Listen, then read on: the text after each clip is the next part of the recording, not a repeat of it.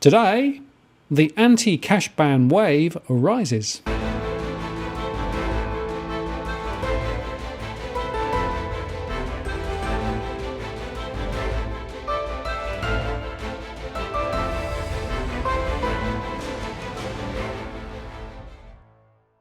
Hello again, it's Martin North from Digital Finance Analytics. Welcome to our latest post covering finance and property news with a distinctively Australian flavour. Today I'm joined by Robbie Barwick from the CEC. Hello, Robbie. Hello, Martin. How are you? Yeah, pretty good. So some interesting news relating to the cash ban and the mounting opposition to it. Absolutely. It's going viral, I think you can say. And I have to say, congratulations, but I share some of it. The last time you and I spoke together, we've had, 120,000 views, all-time DFA record on this subject. And so, you're a humble guy. I know you're not taking personal credit for it. I'm not. It really is the subject. This has gone off all over the place, and now we're starting to see some really important media coverage for it.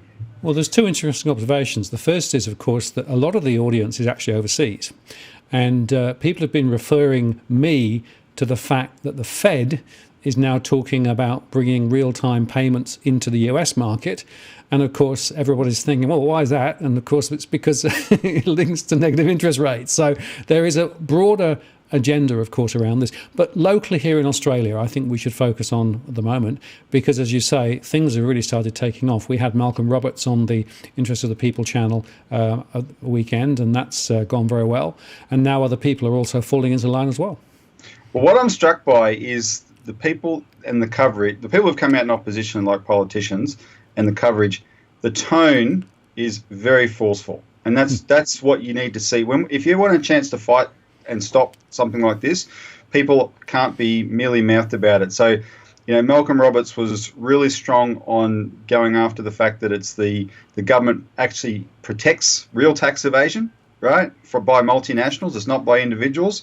And that's why One Nation is not going to let individuals be sold down the river under an excuse that's obviously a fraud.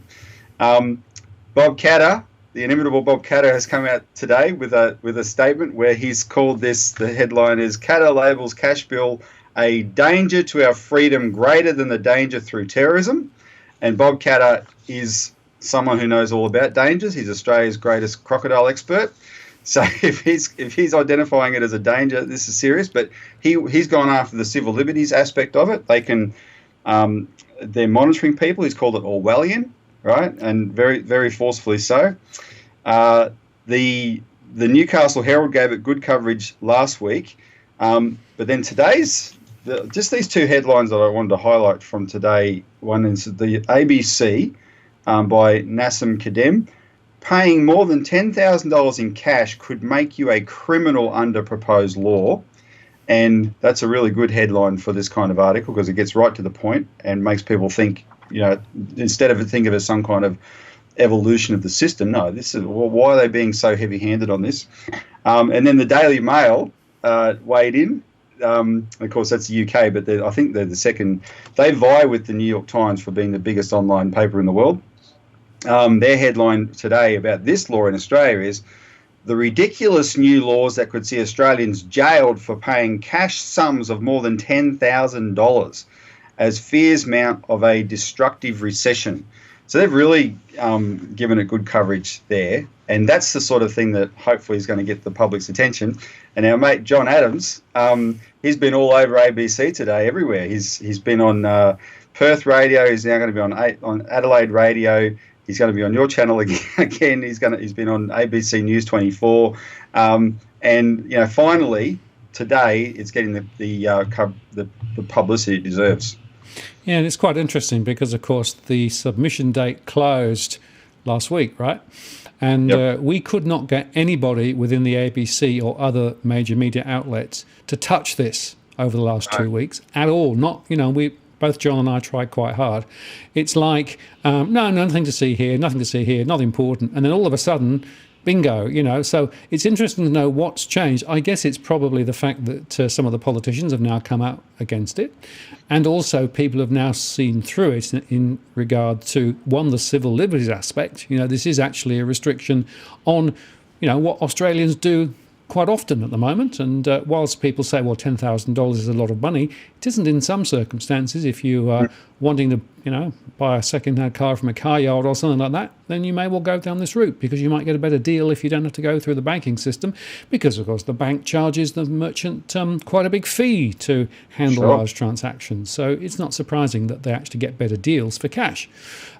So there's a whole bunch of reasons why I think it's starting to take off. But I guess the point is, although the consultation period is actually now finalised, this isn't the end of the story, is it? Because effectively, we're now thinking about, well, this may come back into Parliament in early September. So I guess between now and early September, the critical thing is to continue to build the opposition for this.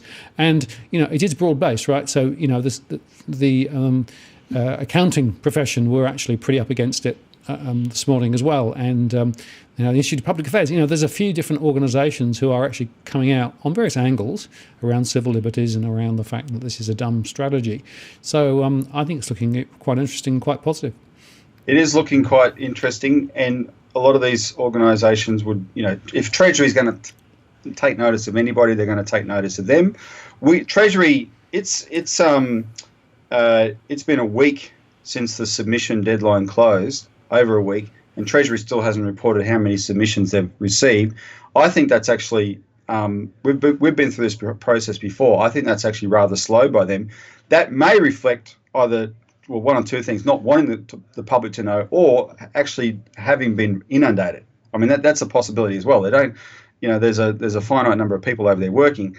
So we're waiting to see what's happening there. But now people really need to be moving to the next phase of this, right? And the image I want to get across to people when they think about the government and these kind of laws, picture the Terminator, right? So the Terminator is not something you reason with. Right, the Terminator had so the government's like this machine that gets these agendas, and they're there to put it in, and they will steamroll and just barge through any opposition. That's what they're programmed to do. Right now, the reason that it works that way is because the actual members of Parliament, most of them they represent their constituents. But they're part of these party machines, and they abrogate their responsibility to those machines. So the machine takes over, but those members of Parliament, they are answerable to the public, right? It's this question of abrogating their responsibility, which we have to change by making them, getting it through to those guys, this in their mind that, oh my goodness, there is huge opposition to this in my constituency, and if there is, I better take that opposition back to Parliament, because otherwise the machine will just barge through, right? It will knock all opposition out of the way. It will ignore everything. The media most of the time is a part of that function. And so if we're going to be the resistance to the Terminator, it's got to come from actual people now taking the opportunity between now and the 9th of September is when Parliament resumes. That's roughly 3 weeks. Hit members of Parliament very hard. Malcolm Roberts made this point in your interview, right? He's a senator. He knows what it means.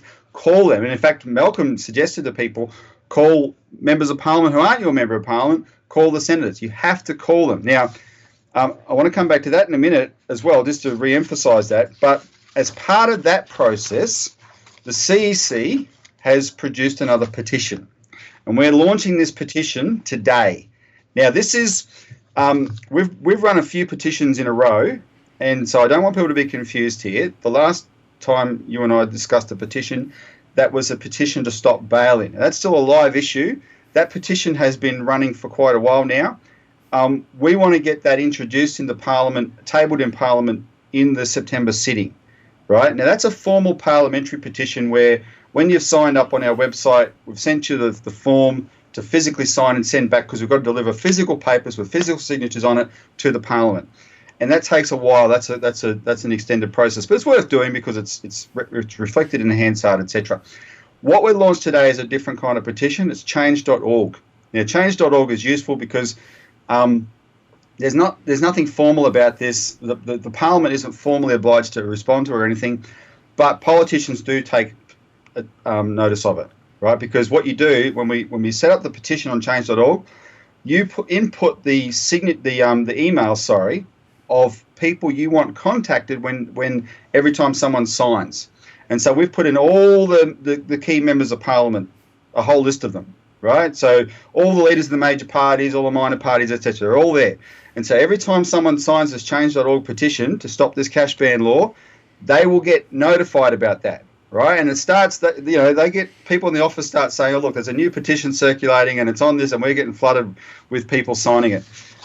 So I'll just read it out. Hey, Martin, do you mind? Sure. Okay. It's called Stop Scott Morrison from Banning Cash to Trap Australians in Banks. Scott Morrison's Currency Restrictions on the Use of Cash Bill 2019 is a fraudulent assault on the freedoms of Australians. Banning cash transactions over $10,000 will not end the tax evasion and money laundering of the black economy, but will strip individuals of their rights to privacy in financial affairs and trap them in private banks, unable to escape policies such as bail-in and negative interest rates. It is outrageous that this cash ban is a recommendation of one of the big four global accounting firms, KPMG, which wrote the 2017 Black Economy Task Force report and is already lobbying for the limit to be reduced to $2,000. KPMG and its fellow big four firms are complicit in the overwhelming majority of tax evasion and money laundering, which is perpetrated by their clients in multinational banks and corporations, not by individuals using cash. If this cash ban is enacted, the government clearly intends more restrictions, as the law has been drafted so that the exemptions to the ban, such as for withdrawing cash from a bank, can be removed by the minister at any time. The private banks already impose unreasonable restrictions on the ability of Australians to access their own cash. We, the undersigned, call on Parliament to respect the right of Australians to use cash for privacy and as an alternative to the banks, scrap this bill and the cash ban policy, and crack down on the real black economy by going after multinational banks and corporations, the big four accounting firms, and the tax havens. So that's the change.org petition. We'll put the link below, but sign that, share it everywhere. Right? This is now this is not a substitute for making your phone call, but this is a useful thing to do as well. We've gone viral. Your channel, our channels have set all-time records with coverage on this subject. Right? It's finally getting through to people that how totalitarian these measures are. And people are paying attention and don't want to lose, even if we don't use cash very much, people don't want to lose the right to use cash, right? So sometimes you want to make that choice. I don't want to use the banking system anymore. I see a problem, or like my attitude, the whole banking system is pretty sick. I want an alternative to it, right? And cash is that alternative. It's legal tender. It's your right as an Australian to use it. And they're just shredding that with this kind of law. So people are paying attention. And if we can make this petition go viral in that way, get tens of thousands, hundreds of thousands of signatures, just bombard the Parliament with this in the next 3 weeks. I've never seen something like this, an issue like this, with the number of conversations you and I have had about getting people going. This is really one of those times when we may be able to stop this. And if we can stop this, it will be just the beginning of a turnaround, I believe. Yeah, well, there's no doubt in my mind that the ears are open, I think, amongst the political class based on what we're seeing so far. It's very interesting because, of course, I sent messages to a whole bunch of different senators and members of Parliament, and the formulation that we got back, mostly from Labor, was just the standard one. They didn't really read it clearly, but one or two now have started to actually react a bit more thoughtfully, and so I think even there's a little crack of interest and understanding that this is important. If I count up all of the people through the various channels that comes via DFA who said that they're going to submit or did submit through the process, that's more than 250. Right, so I reckon that Treasury may have a bit of a problem with its with a long list, And now some of them may be similar and repeats and what have you, but I think that's quite significant. The other thing is that the ABC ran a poll today on their news network. It's already at 97%. Oh, okay.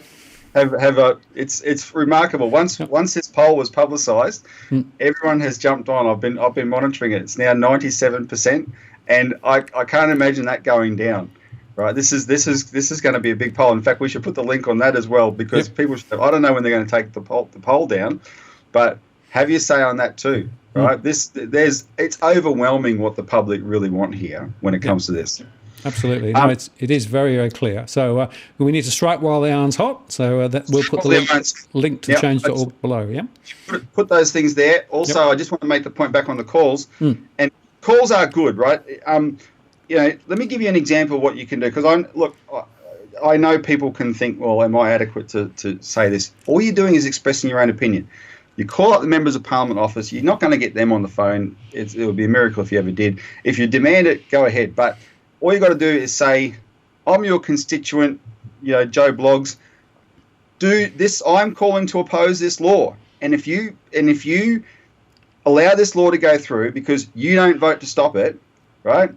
Then I'm going to vote against you, right? And don't be partisan. Don't think, you say that if your member of Parliament's Labor, you tell them that. If your member of Parliament's Liberal, you tell them that. You make sure you follow through on it. Then they mean it. But that call will register. I can assure you that. It's better than an email. But if that's all you can do, fine, send an email. But a call is much better. And one thing I wanted to emphasise is, it's really good. We've got One Nation and Qatar have come out against this. I think the Greens probably will, right? They understand the Greens are pretty sharp on things like the dodgy nature of the agendas coming from the big four accounting firms, etc. Right? So they'll have a sniff for that, and I think they will hit people like, if you're in Tasmania, hit Jackie Lambie very hard, right? This should be a no-brainer for Jackie, but we need her in her forceful style to come out as well. We need Centre Alliance. We need all the minor parties who are not beholden to the system to come out forcefully against this, because that leaves the two major parties nowhere to hide, right? So if you're in South Australia, you hit those Centre Alliance senators and Rebecca Sharkey and get them to come out against this. If you're in Tassie, hit Jackie Lambie very hard. Get her to come out against this. And let's get all those people on the same page, right?